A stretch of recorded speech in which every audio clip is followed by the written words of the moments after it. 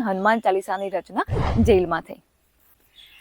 અકબરને જ્યારે ખબર પડી કે તુલસીદાસજી હનુમાનજીના પરમ ભક્ત છે અને એમને રામજીના પણ દર્શન કરેલા છે, ત્યારે એમને તુલસીદાસજીને પોતાના દરબારમાં બોલાવ્યા અને એમને કીધું કે મારે પણ રામના દર્શન કરવા છે।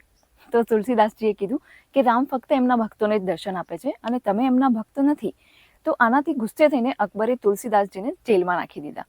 હવે જેલમાં રહીને તુલસીદાસજીએ હનુમાન ચાલીસાની રચના કરી અને જ્યારે હનુમાન ચાલીસાની રચના કરી રહ્યા હતા ત્યારે બહુ જ બધા વાંદરાઓ જેલની આસપાસ આવી ગયા, આખા મહેલને ઘેરી લીધો અને એમાંથી એક વાંદરાએ તો ત્યાં બેસીને આખી હનુમાન ચાલીસા પણ સાંભળી હતી। હવે આ વાંદરાઓએ એટલો ઉત્પાત મચાવી દીધો કે સિપાહીઓ અને બીજા બધા લોકો કંટાળી ગયા અને એમને અકબરને રિક્વેસ્ટ કરી કે તમે તુલસીદાસજીને જેલમાંથી બહાર કાઢો, નહીં તો આ વાંદરાઓ આપણને છોડશે નહીં। અને થયું પણ એવું જ। જેવા એમને તુલસીદાસજીને જેલમાંથી બહાર કાઢ્યા કે તરત બધા વાંદરાઓ આપોઆપ ત્યાંથી જતા રહ્યા। શું તમને આની ખબર હતી?